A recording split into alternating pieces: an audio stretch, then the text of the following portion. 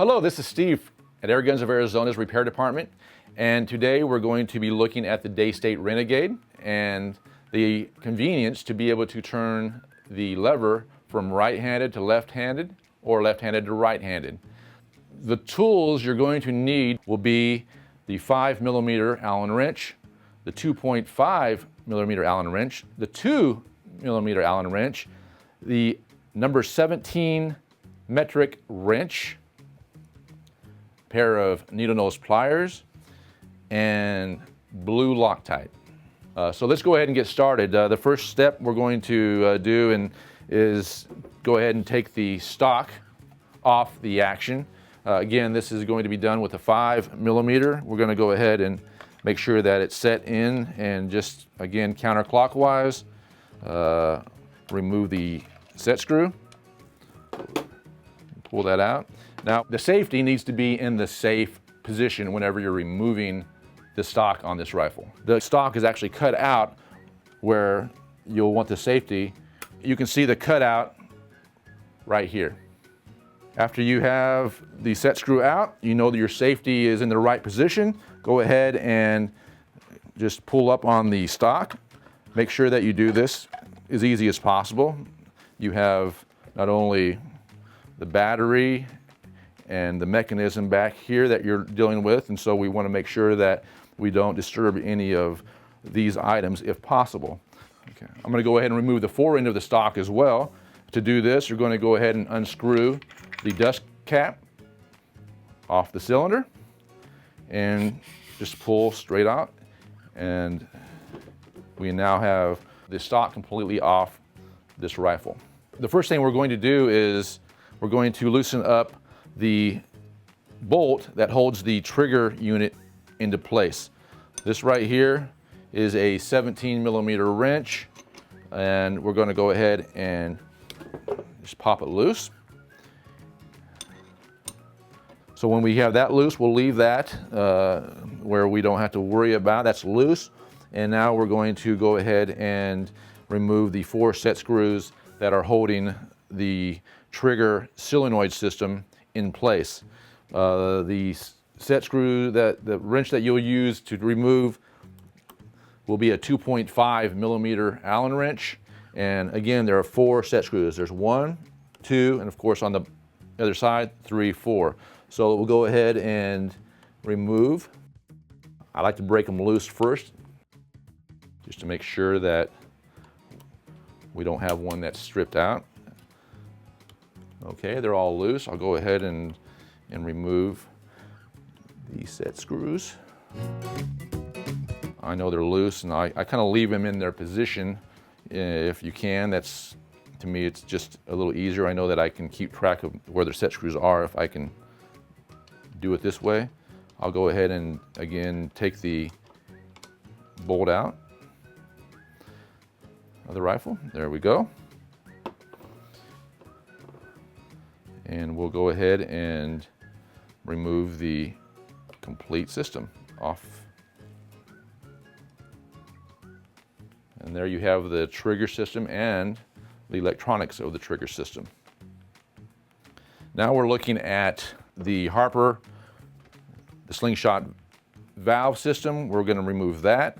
We're going to go ahead and remove everything. And the reason why we have to do this is because there are 2 set screws inside, which will show you that you need to get to, and the only way you're able to get to the 2 set screws to do the job is to remove all the internals inside the block. So there could be some anti-tampering stickers on the blocks, which Daystate puts on at the factory, and you'll need to remove those stickers to get to the set screws. So if you do this repair, it could void your warranty, and I just want to let you know that up front.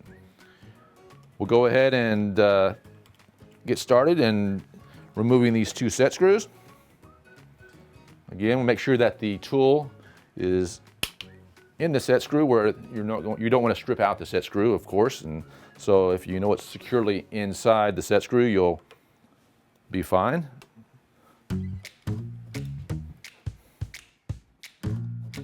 I like to push on the back cap a little bit, and that gives me, makes it a little easier to unscrew the set screw. Okay, we're good to go. To remove the back cap, we're going to go ahead and lift up. You can see that there's a pin. There's a metal pin that's sticking out. There is a spring here that is under tension, and so whenever I lift this up, I will go ahead and remove the back piece. Okay, at this point, we're going to go ahead and take the hammer spring out. You'll see that there's a couple pieces of plastic that you want to make sure that they stay in place and you don't lose them. It helps it's a dampener is what these plastic pieces are. And so we'll lay this spring aside.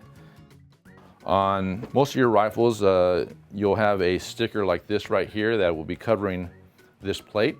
So you can take an Allen wrench, like this one right here, and you can go ahead and locate, and what it is, it's a cutout. So you're just filling, and you're going to go in where you can pop and prop up the piece of plastic. Now it's going to be glued in, so it's going to take a little effort, but you push up on it, and then once you push up enough, you can go ahead and remove the piece of plastic. And now we're at the point where we can take the hammer system out of the block system. You'll need to remove the set screw that's actually on the hammer itself. Now this is the Harper valve system, and so you'll need to go ahead and remove the set screw. It shouldn't be in too tight. Whenever you take it out, it should come out fairly easy.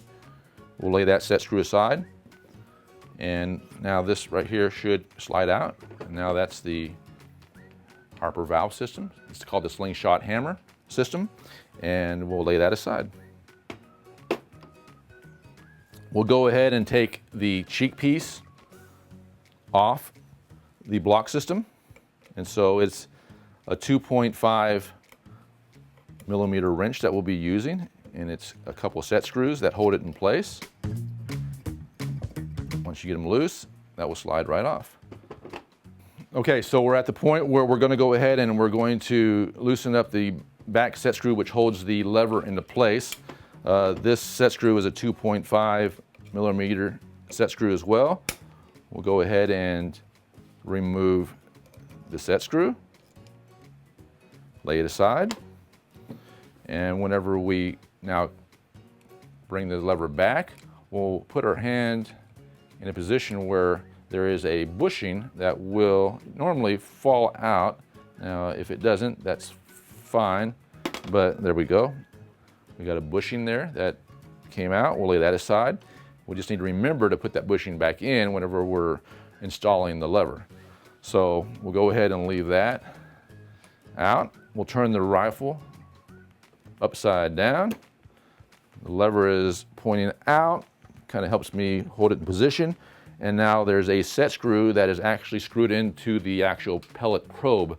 We'll need to go ahead and remove that set screw there.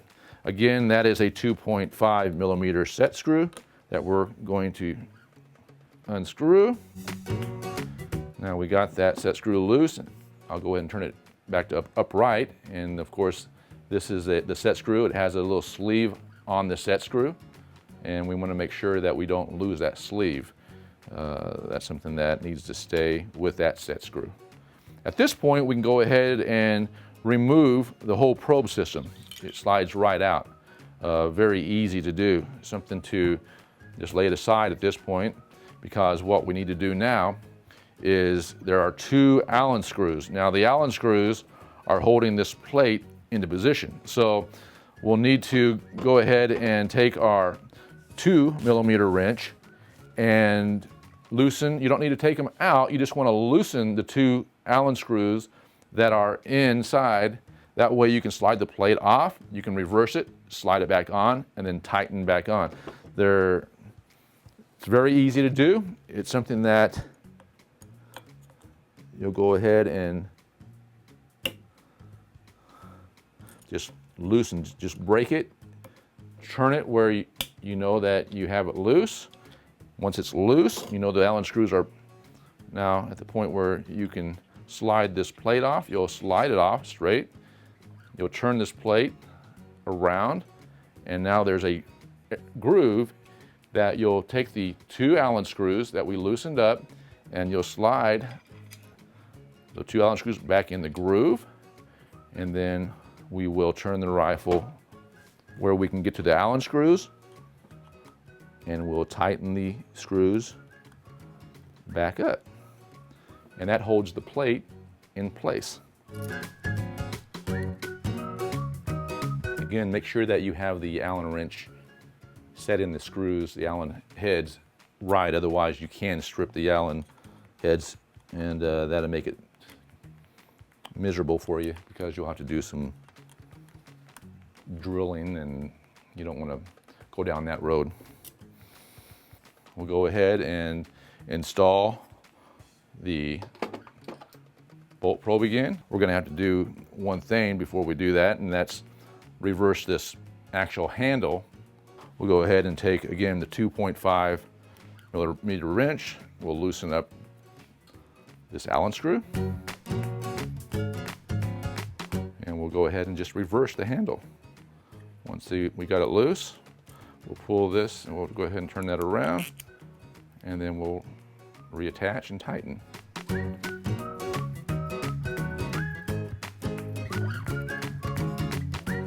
Okay, very easy.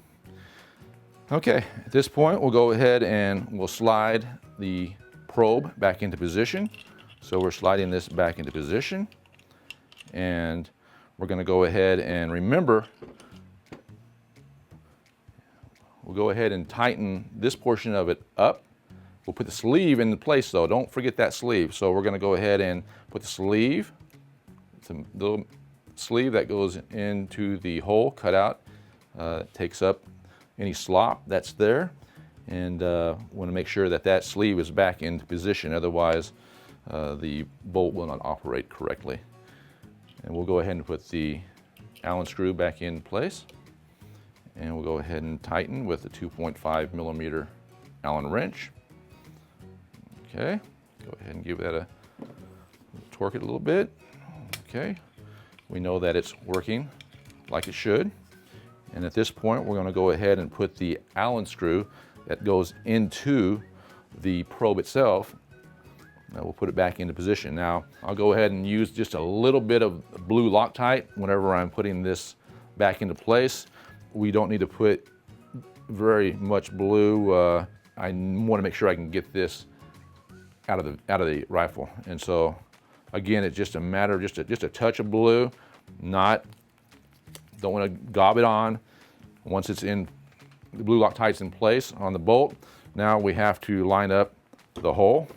The hole itself can be a little tricky. I go ahead and I'll turn this rifle up, and I'll go ahead and I'll keep this where I can line up and I can see the hole. And there we go. I've got it where I know that I should be able to now screw that back into place. Once you get it in place, I'll go ahead and tighten this up. I tighten this fairly tight, and I just hold it here for a second, making sure that there's pressure on that. And once I know that it's nice and tight. So now we're at the point where we'll go ahead and we'll install the slingshot hammer system back in place and all the guts inside the block itself. We'll go ahead and of course, you have the window here, and so you got to realize that, okay, here's the hammer system. You don't want to turn it to where you're putting the slingshot in backwards. So you want to make sure that the spring is going to actually go around here. So this slides in first, and of course, there's where the set screw is going to attach. So we'll make sure we slide that in. We'll take the 2.5 Allen wrench. We'll go ahead and put our set screw into place at this point. Now, I don't tighten this screw up to the point where I'm going to strip it. I just make sure that it's snug and that's good to go. I know that this will not move anywhere. Now I'm ready to go ahead and install the hammer, the spring itself, back into position. It's laying flat.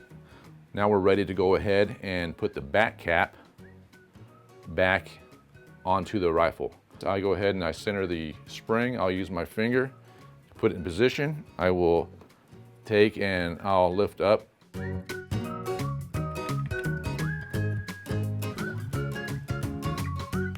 And I'll drop back into place. There we go. Now that's locked into position and we can move forward.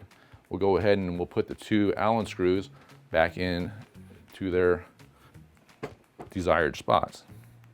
I like to actually push down on the back cap. It makes it a little easier whenever I'm screwing these 2 screws into place. So once I know I have these lined up correctly, I'll go ahead and keep my finger on that and we'll keep that and we'll snug that up, okay? And then the other should drop in and we should be able to tighten this one up fairly easy as well.